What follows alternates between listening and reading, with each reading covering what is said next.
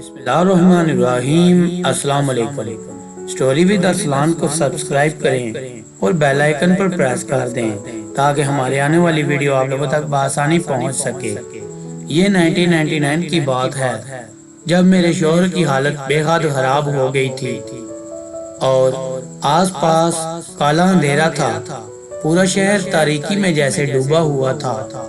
बारिश की आवाज और आंधी की शाय मेरी सुकून को और भी हैबत में डाल रही थी। रात के करीबन 2:30 का वक्त होगा जब अरशाद की हालत खराब हो गई।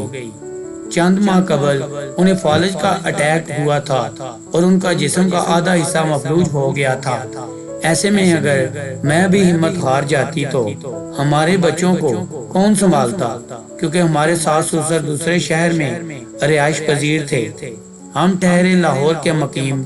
वो कहते हैं ना, अल्लाह न करे जब अल्लाह की तरफ से कोई आजमाइश आती है, ऐसे में आपके काम कोई नहीं आता। हालांकि हमारे शहर के रहने वाले तमाम ही लोग बहुत अच्छे हैं, मगर अल्लाह बुरे वक्त से बचाए। जब बुरा वक्त आन पड़े, ऐसे में सहारा सिर्फ रब की जात होती है। इसके अलावा बेशक कोई दूसरा मददगार है भी नहीं। मुझे कोई बात समझ नहीं आ रही थी। ऐसे में क्या करूं, किसको पुकारूं? अगली जो सुबह तलू होने के लिए बेचैन थी, वो अतवार का रोज था। मगर दोपहर बस मैंने चाहा कहीं से अल्लाह के बंदे की मदद आ जाए, मगर ऐसा मुमकिन ना हो सका।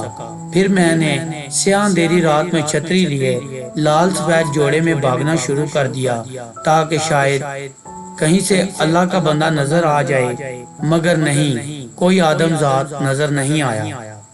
अब हालत ये थी, खुद अपनी जिस्मानी सूरत हाल खराब सी लग रही थी। शदीद सर्दी से दांत बज रहे थे, दिल जोर जोर से धड़क रहा था, मगर मुझे अपनी फिक्र नहीं थी। अपने बच्चों के सायादार दरख्त और इसकी छांव की फिक्र थी कि उन्हें कुछ ना हो, वरना हमारा क्या होगा। एक शादीशुदा औरत मर्द के बगैर अधूरी हो जाती है। मैंने दिल ही दिल में अल्लाह के नाम का विर्द जारी कर दिया। मुझे नहीं मालूम उसकी क्या तादाद होगी कि अचानक सड़क के किनारे एक बुजुर्ग को पाकर ऐसे लगा जैसे जो जिस्म से रूह मेरी परवाज होने वाली थी दोबारा वापस आ गई।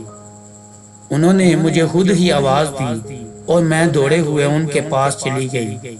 उन्होंने कहा, सामने जो घर नजर आ रहा है वो मेरा है, एक बेटा है, उसे बुला लाओ। मैंने उनसे सवाल करने के लिए लब खोल ही रही थी। उन्होंने कहा, सवाल न कर बेटा, जा और मेरे बेटे जुहेब को बुला लाओ। मैं बुला कर लाई। इस बच्चे ने भी कुछ नहीं कहा। वो तकरीबन 16 से 17 साल का रहा होगा। उसने अपने वालिद मोहतरम के कहने पर मेरे साथ चलने का फैसला किया और मैं कुछ सूझे समझे उसके साथ ही ऐसे ही रक्शे में अपने शोहर को सवार होकर चल दी। दिल में रब की जात का बेहद शुक्र अदा करती रही। वाकई तू ही मददगार है। ऐसे काले अंधेरी रात में तूने किस तरह मेरी मदद की, कैसे एक अजनबी इंसान को मेरे लिए वसीला बना दिया। हॉस्पिटल पहुंचने पर मालूम हुआ कि मेडिसिन की रिएक्शन के सबब हालत जार कैफियत नमा हुई। फिर जब उनकी ड्रिप तब्दील होने के बाद हम डॉक्टर की हिदायत के मुताबिक वापस अपने मोहल्ले में आ गए। उन बुजुर्ग ने बस एक बात कही, बेटा, ये जो मदद है ये भी एक किस्म का सदका जारिया है। कल तुम किसी को तकलीफ में पाओ ना तो जरूर मदद करना। उस दिन तुम्हारा ये कर्ज और मदद पूरी हो जाएगी और ये छोटी सी नेकी जहां में फैलेगी। दोस्तों, वीडियो देखने के लिए बहुत शुक्रिया। ऐसे ही कहानियां देखने के लिए हमारे चैनल को सब्सक्राइब करें और बेल आइकन पर प्रेस कर दें। जज़ाकल्लाह।